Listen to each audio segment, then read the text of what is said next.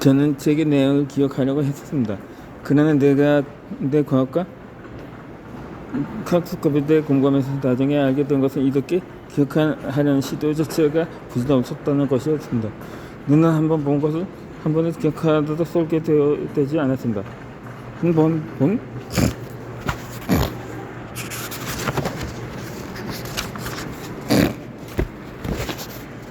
것들은 모두 기억하라고 하면 나는 가치 중에서 판단하고 평가하는 일보다 중요하지 않는 것까지도 기억하는 일에 너무 많은 에너지를 소모하게 될 것입니다.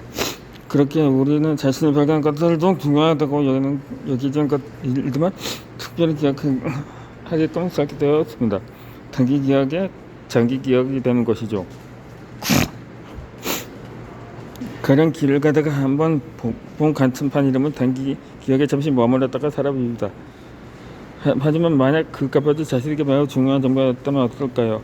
몇 번이고 내 속에서 그가 바로 이름과 이미지를 되풀이합니다. 반복을 통해서 뇌는 단기 기억을 장기 기억으로 전환합니다. 물론 이때 단순한 몇 번의 반복만으로 장기 기억이 형성되는 것은 아닙니다. 이 장기 기억을 반드시 만드는 여러 가지 요소들이 있습니다. 놀라움, 두려움과 눈과 같은 강렬한 관점이 함께 동반되면 단기 기억이 더 빠르게 형성됩니다. 또한 시간이 지난 후에 다시 떠올려보는 시간 감각을 준 반복을 통해서 장기 기억이 더 공고하게 형성됩니다. 이렇게 장기 기억 결과로 얻으려면 여러 가지 과정이 필요한데도 불구하고 저는 책을 단 한 번 읽고 모든 것을 기억하고 싶어 했습니다. 두 팔을 팔질 겁니다. 하나를 알겠다는 시도를 하는 것처럼 불가능한 일을 기대하고 있었던 것입니다.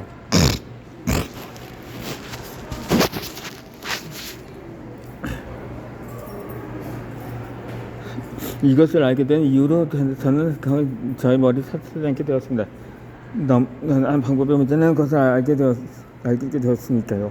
그렇다면 최고한 독서가들은 어떤 식으로 독서하기 많은 책의 내용들을 기억 속에까지 있는 것일까 궁금했습니다.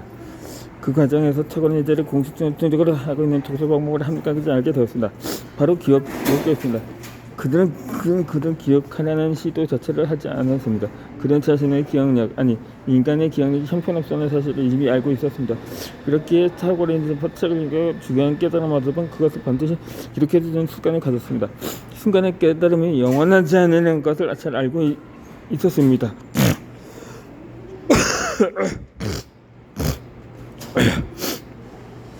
저와는 반대였죠. 저는 그 순간에 쏟아져오는 깨달음이 너무나도 명확하고 강렬해서 평생 저의 기억 속에 남을 거라 생각했습니다. 하지만 그런 깨달음도 하루를 못 가 사라지는 것을 여러 번 경험해서 기록의 중요한 수성을 알게 되었습니다. 기록을 통한 순간에 깨달음을 붙잡아주지 않으면 기억은 사라집니다. 사라지면 다시 반복할 수 없습니다. 반복할 수 없기에 당연히 기억할 수 없습니다. 하지만 기록을 해두면 어떨까요? 기록을 하면 그 순간에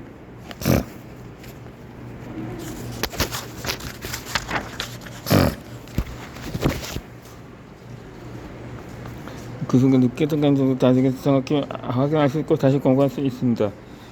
중요한 정보들을 따로 뽑아 기록하면 책을 다시 읽어보지 않아서 반복 효과를 얻을 수 있습니다. 만약 그 정보를 삶에 어떤 식으로 적응해야 할지 적어두었다면 일생에서 두고두고 사용할 수 있습니다. 또한 기록을 보면 자신이 잘 성장하고 있는지 피드백할 수도 있을 것입니다. 그래서 저는 한동안 기록 습관을 만들려고 노력했습니다. 앞서 파트 2에서 소개했듯이 책이 중요한 대목이 있으면 발표해주고 그 아래에 저의 깨달음을 기록했습니다. 그래도 어느 순간부터는 기록하는 시간이 아깝다고 느껴지기 시작했습니다. 책을 읽다가 읽는 속도가 너무 느려지니 답답했고 다른 사람보다 독서 성취가 늦어지는 것 같다 조바심이 나기도 했습니다.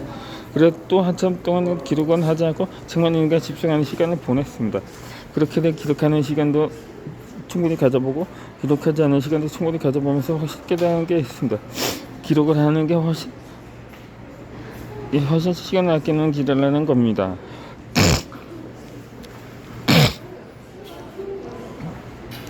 우리가 책을 읽는 목적이 무엇일까요?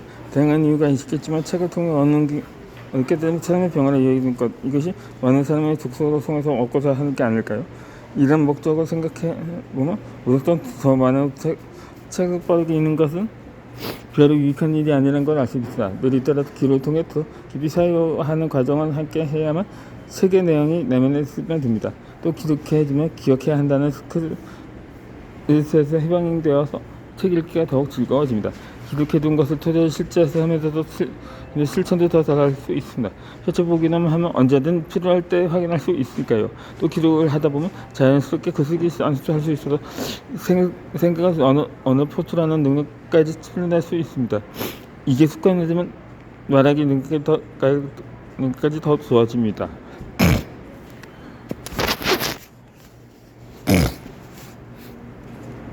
책을 그냥 읽기만 할 때도 우리는 이해하고 있다는 느낌, 성장하고 있다는 느낌, 똑똑해지고 있다는 느낌을 받습니다.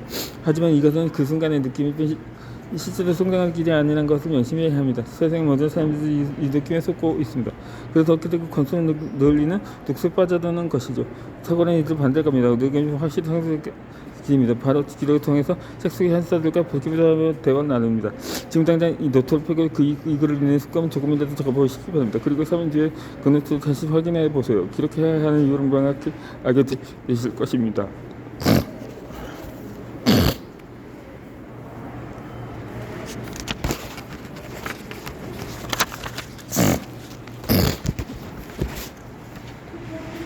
제독하며 읽는 습관입니다. 좋은 책을 발견하고 도서관에 있을 거면 독서를 하면서 저도 독서는 한국 중 하나가 아닐까 생각합니다.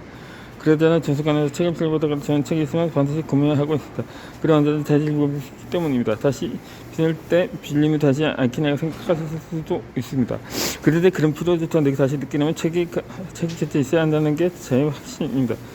한번 읽고 반납해보는 책들은 그 책을 내가 읽었는지 아닌지도 헷갈리게 됩니다. 또 나중에 그 책의 존재 여부까지 잊게 됩니다. 즉 몸에서 떠나버린 책들은 다시 읽을 가능성에 재테크와 사라져버리는 것입니다. 앞서도 소개했지만 장기 기억으로 전환하려면 시간 간격을 둔 반복이 중요합니다. 독서 활동에서 시간 간격을 둔 방법은 무엇일까요? 다시 읽기, 바로 제독입니다. 한 번 읽고 마는 것이 아니냐?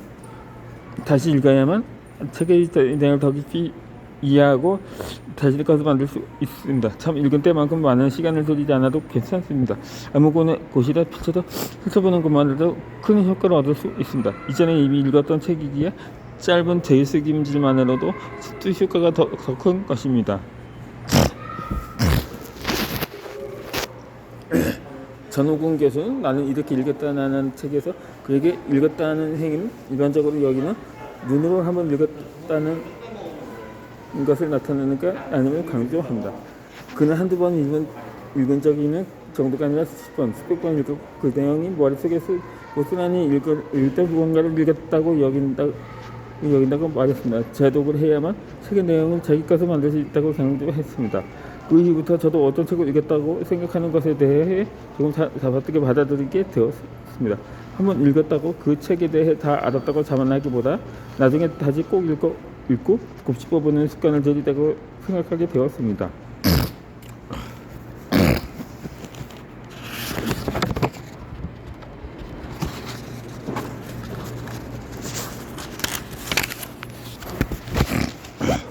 독서를 대하는 태도를 보면 그 사람이 책을 잘 읽고 있는지를 파악해 볼 수 있습니다. 읽는 행위만 신경을 쓰는 사람보다 읽은 후 자신의 것으로 자면하는 과정까지 신경 쓰는 사람이 탁월한 독서에 자각을 쓸 수 있습니다. 내면을 하려면 당연히 제독이 필요합니다. 읽자마자 바로 자기 병역에 있는 시간 간격을 두고서 다시 읽어야 합니다.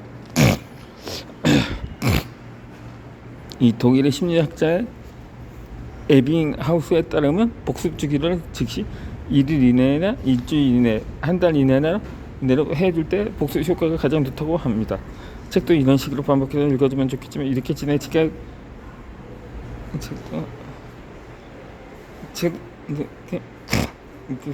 이런 식으로 반복 유치한 식으로 기침하지 않게 하기 계산된 작품 우리의 독서를 스트레스 높게 될 것이라 생각합니다. 그래서 저는 일부러 시기를 정해두고 다시 읽기보다 애독서만 모아놓은 책장에 꽂아둔 후에 한 번씩 책과 맞을 때마다 꺼내보고 있습니다. 아니면 다른 책을 읽다가 비슷한 내용을 발견하고서 다시 그 책의 내용을 확인하고 싶다는 내용이 들 때 바로 꺼내보고 있습니다. 이렇게 하면 독서에 대한 즐거움을 유지하면서도 제독의 효과를 톡톡히 얻을 수 있게 됩니다. 좋은 책을 소장하고 수십 번 읽게 되면 놀라운 효과를 얻게 됩니다. 2000년 더 이상 책을 읽지 않아도 정신은 계속해서 책을 읽게 됩니다. 책 속의 내용이 무의식 속에 차곡차곡 쌓이면 그 지혜가 생각, 말, 글에 자연스럽게 흘러나오게 됩니다. 그게 책을 통해 얻은 생각인지 아니면 원래부터 자신이 가지고 있던 생각이었는지 불가하는 것조차 쉽지 않은 상태가 됩니다. 문장과 허언은 일체가 되는 것입니다. 책을 70번 읽는다는 것에 겁먹을 필요는 없습니다. 처음 읽을 때 들었던 시간이 똑같이 수십 번 필요한 것은 아니기 때문입니다. 반복해 읽을수록 책을 읽는 속도는 빨라집니다. 어떤 내용에 정신을 집중하고 어떤 내용을 무시하면 읽을 때는 이미 잘 알고 있기 때문입니다. 그래서 책을 처음 읽었을 때와 효과는 똑같지만 들어가는 시간과 에너지는 더 적습니다. 저는 제독을 하지 않는 분들이 조금 안타깝다는 생각까지 들 때가 있습니다. 왜냐하면 들리는 속에 비해 오는 것이 너무 적을 수밖에 없기 때문입니다. 새로운 책을 끝까지 찾아만 않으면 독서는 중요한 내용을 충분히 반복하지 않기 때문에 그 노력이 손가락 바뀌기 전에 사라져 버립니다. 노력이 축적되는 게 아니고 계속 쌓여나가는 것입니다. 하지만 제독을 하는 사람은 다르죠. 그들의 노력은 결과물이 쌓입니다. 책의 지혜가 삶에서 우러나올 때까지 반복하기 때문입니다. 독서가 성과로 이어지게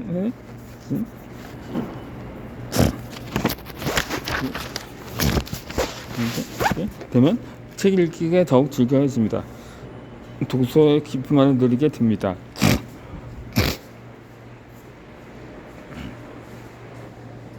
책의 저자의 박민영 작가는 책과의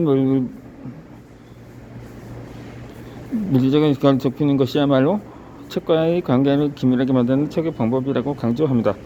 그래서 매달 한 권씩이라도 직접 서점에 가서 책을 구입하라고 권하고 있습니다. 저도 동의하는데 이 물리적인 거리가 정신적인 거리에도 영향을 미칩니다. 책을 곁에 두면 그 책의 존재가 나의 정신세계에서 떠난 일이 사라집니다. 그 책의 내용을 기억하지 않아도 괜찮습니다. 언제든 꺼내볼 수 있으니까요. 이 눈에서 멀어지면 마음에서 멀어진다는 말은 정말로 맞는 말입니다. 책과의 관계도 인간관계와 같다고 생각합니다. 눈에서 가까워질수록 더 친하게 느껴집니다. 좋은 책을 더 능동적으로 이겨내줄 수 있기도 하고 내게 힘이 되어주는 친구가 되기도 합니다. 내 삶에 너무나도 중요한 한 사람은 되어 좋은 책을 곁에 주시기 바랍니다. 그러면 그들 또한 여러분께 최고의 친구가 되어줄 것입니다.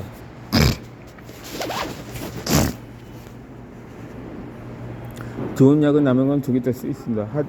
하지만 좋은 책을 남용하면 인생에 더 좋은 쓸모를 가져다 줍니다. 또한 자신이 좋아하는 책을 읽을 때 이지력과 독해도 더 효과적으로 발휘됩니다.